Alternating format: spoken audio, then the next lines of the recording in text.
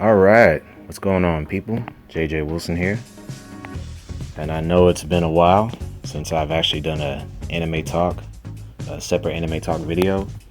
So with this, I'm going to be discussing the season 2 for No Guns Life.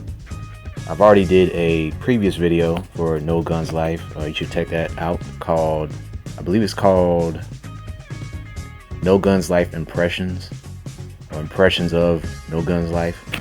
So that's deep within my channel. I did it like during the summertime, so do check that out when you get a chance.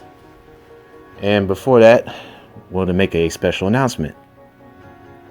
Later this week, be sure to check out the Eternal Vintage Podcast Episode 2, featuring myself, JJ Wilson, and Ash the Man. We'll be covering mostly anime and gaming topics and any miscellaneous information that we feel the public needs to know about. So that's what our show is all about. It's called Eternal Vintage. Episode 2 will be live on my channel later in the week for the end of September to the beginning of October, whatever day that might be, Friday, Saturday, or Sunday. So be on the lookout for that, guys. We're just getting started, and hopefully it snowballs into something big. Now, on to the review. Okay, so what did I think about Season 2 for No Guns Life? Well, overall, I thought that it definitely covered a lot of things as far as the story goes. I would say it did a solid job in developing the characters of Juzo as well as Tetsuro. Juzo, given that he had to kind of face his own demons of the past when encountering some of these newer enemies that he had to fight, such as Victor, as well as encountering Spitzenberg. I'll cover those guys in a minute, and as well as fighting Seven, who kind of looks like Juzo, but not really. He's another gun slave unit, just like Juzo, and he kind of can't remember the past either.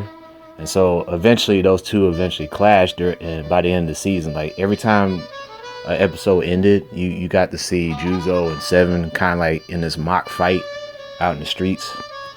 And that was that crazy that crazy song that played in the background, which is funny, with Olivia dancing, Pepper jamming to the music, as well as Mary's famous twerk, which I won't post on YouTube because that might get flagged.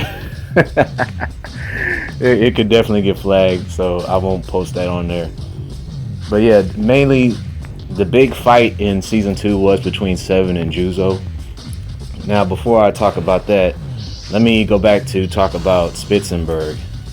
So apparently there is another organization that pretty much has developed itself as an anti-extended organization. So originally it wasn't made to be that way, but over time, due to corruption and I guess greed, if you will, like working hand in hand with other companies out there in the city that Juzo's in, I guess Spitzenberg, they pretty much developed a cult or following of people that dislike extendeds.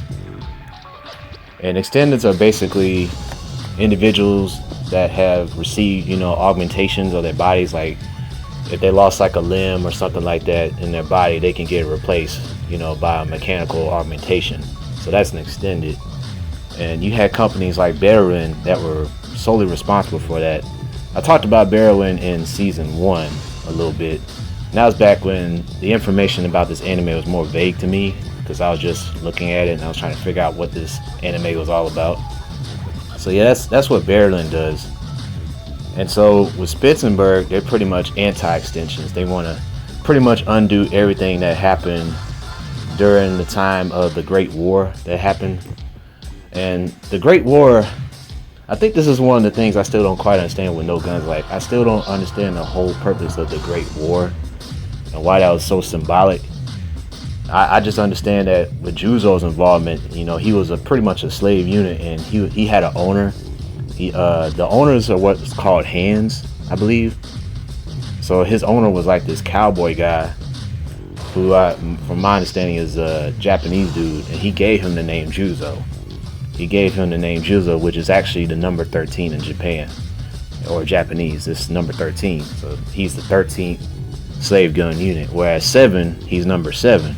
So 7 actually came before Juzo did, and it was hinted in this season that there were 2 other extenders that were still alive, because all the other guys got killed. And if you watch this anime, it seemed like Juzo killed most of his comrades, and during his fight against 7, he kind of started to remember little bits and pieces of his memory, it seemed. And then you saw those flashbacks of what he did. Like, it was crazy, man. Like, it was pretty wild. Like, once you guys see that, like around episode 10 or episode 11, you'll see exactly what I'm talking about with that.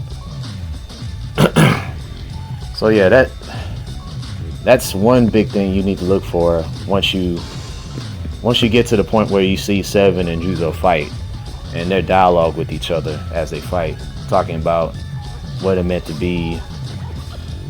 live after the war, basically. So Juzo, all he wanted to do was, to kind of build a new life for himself, because he couldn't remember his old one. He had to start, working as a resolver, solving people's problems, extended or human, so he could help people. That way he didn't have to worry so much about all the things he did in the past. Whereas 7, 7 this whole time, he was, being like a slave to Pepper.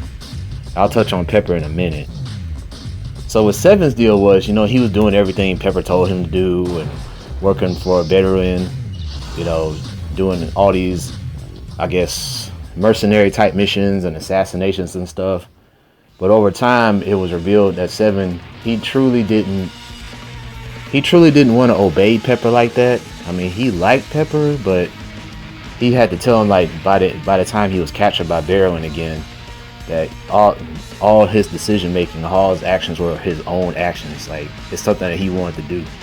It's not something that he wanted to do to impress Pepper. He all those things he did, he wanted to do it for himself. It was his choice, basically. So I thought that was a rather stark contrast between those two guys, between the gun slave units. And so let me go back to the Spitzenberg organization, because the head of the organization has been revealed in this season, Andy Wachowski, or also known as Professor Wachowski. So initially, it turns out Wachowski, he is the father of extension technology. So he's the guy that started all this mess. He's the one that he decided he wanted to help humanity by giving people augmentations, if you will, in order to have like a second chance in life. Because he was traumatized to see that he had a twin brother, who I believe his name was Lawrence. And I think this was like during the beginning of the Great War. And so Lawrence was selected to go to the military, but because Wachowski, I think he had a disease or something like that, some kind of condition that kept him from walking, and because of that, he couldn't go to the war to fight with his twin brother. But then his twin brother came back and he lost his legs, but he couldn't walk no more. And after that, it greatly affected him. Not only did it affect Lawrence, of course, it also affected Andy. And so Andy just pretty much made up his mind. He would become a scientist. He would go ahead and start making augmentations so he can help people. And so, unfortunately, there was an event. I can't quite remember what happened.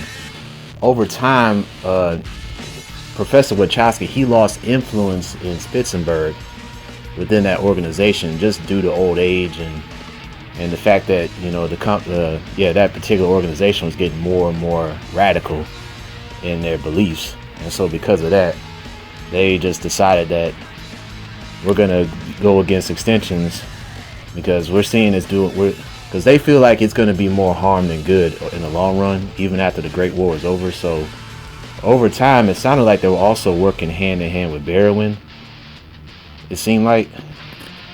And so Wachowski, he was interested in Tetsuro because Tetsuro, he had that special device that the company Bedouin installed in his body called Harmony.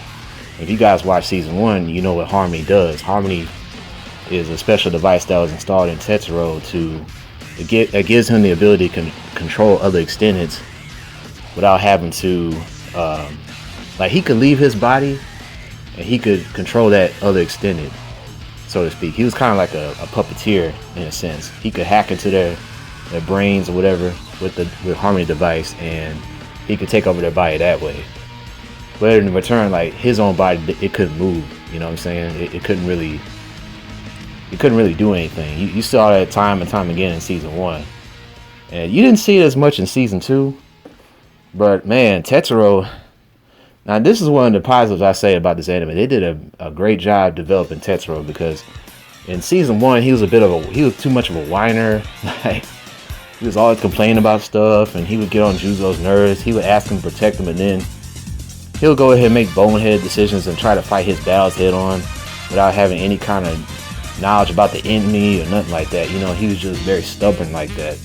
But then over time, you know, his stubbornness kind of weared out, especially with his encounter with Wachowski, and he found out what this old man was doing and his so-called cause to help humanity, which was very hypocritical, because I'm glad Tetsuro mentioned Colt. If you guys remember, Colt is an extended who decided to work for Spitzenberg so he could save his mother and give her medical treatment. And unfortunately, he ended up losing his life by helping Tetsuro, you know, escape.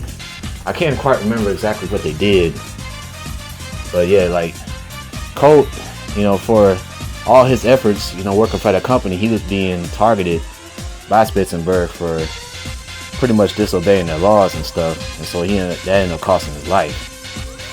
So yeah, with Colt dying, you know, it just revealed that he was just a pawn in the grand scale of things that Spitzenberg was trying to do, and that's what Tetsuro was calling out against the old man. And that was, yeah, and how he encountered the old man was he eventually, Juzo and Tetsuro decided to kind of fake their own, you know, capture.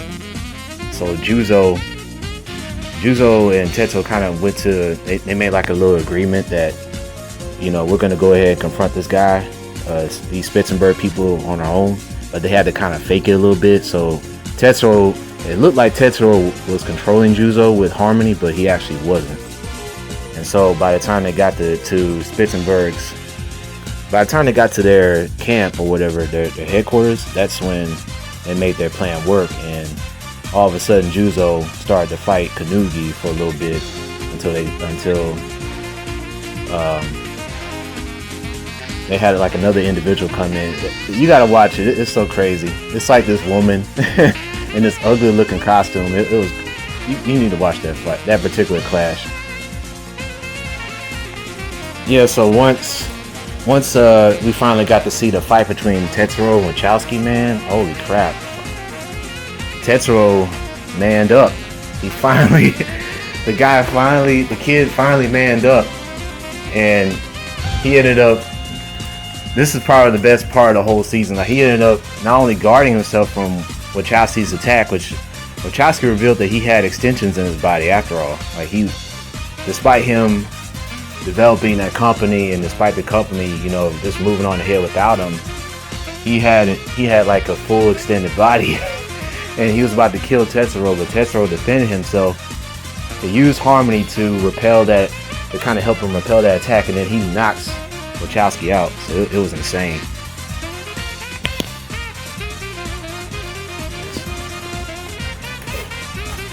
So yeah, that moment with Tetsuro punching Wachowski was crazy. And then eventually Wachowski gets killed. Not necessarily by well, kinda, yeah. Yeah, in a way he did. In a way, because I believe his head was decapitated. It was either decapitated or it was like it got severed somehow. So yeah, I'm gonna go ahead and wrap this up because I wanted to touch on Pepper for a bit, because that last episode, there was like a little flashback with Pepper. This was like when she was first captured as an orphan in the streets along with her older sister. And they showed Karen for a bit too. That's her sister's name. And at that point, you know, she was living in this little hole, whatever. They put her in this hole. It was real depressing too. And like, she had a little spider, and she caught that spider 7. And one day, once she got called up by one of the head of the Barrow Incorporation, Hugh Cunningham. He's kind of like one of the higher ups. So she got caught summoned by him because he wanted to show her something, and that something was this gunslave unit, which ended up being Seven. But that's only after the Spider decided to join. It ran off away from Pepper and it joined this other person, this other inmate. And it seemed like Pepper got so mad, not only did she attack the inmate, she killed the Spider too. I'm like, dang. And what she did was she swallowed that spider and killed it that way. And I'm like, dang, man. I told you guys in that previous review I did for Impressions video, Pepper is insane. And even when she first met the gunslave unit, Seven, she actually got cut by this guy. The dude, he kind of broke loose a little bit. He ended up cutting her face, and she smiled afterwards. And now she's like, I want this guy. I want him. So, yeah. It's little stuff like that makes this anime so crazy and eye-popping, really. But overall, it was decent. I do feel like it was better than one just because it finally talked a little bit more about what was going on behind the scenes in this environment that Juzo and his friends were in. So I don't know if there's going to be like a season 3 or not, but we'll have to wait and see. Because obviously there's more to the story than meets the eye. Because there's even something more sinister that's in the works behind Spitzenberg. And oh man, stuff's about to get real. Stuff is about to get real. I'm just gonna say it right there. But anyway, let me know what you think about the series. I might have left out a couple details here and there, because there was a lot of details. Oh, actually I did leave something behind. The very beginning of that season. Let me briefly touch on Victor. So Victor Steinberg is not only Mary's brother, but Victor is also the personal engineer of Juzo. So at one point in time, he used to work on Juzo's body. And so at some point, it was assumed that he died. And before he died, he told Juzo to protect his sister. And eventually, he linked up with Mary, and Mary's been living with him ever since. With Juzo ever since. So this is how Mary's been stuck with Juzo all this time. And so at some point in the beginning of the show, like maybe by the third or fourth episode, they end up clashing. They fight, and it turns out the Victor that they fought wasn't actually Victor. It was like a doppelganger. It was like a mainframe copy of his mind, but it was like a negative portion of his mind. And whereas Victor was actually inside this little device called Lethe, it looked like a mechanical hand that kept following Mary and Juzo around and stuff, and also Tetsuo a little bit. So that's who Victor, he was inside that thing the whole time. And so the person that they actually fought wasn't really Victor. It was like a manifestation of Victor, a copy, if you will. So yeah, that's the beginning part of season 2. That was pretty epic right there. So yeah, I guess that concludes the overall portion of my impressions on season 2 of No Guns Life. Again, if you guys have anything you want to say in the comments and everything, just let me know. And we'll see you guys next time.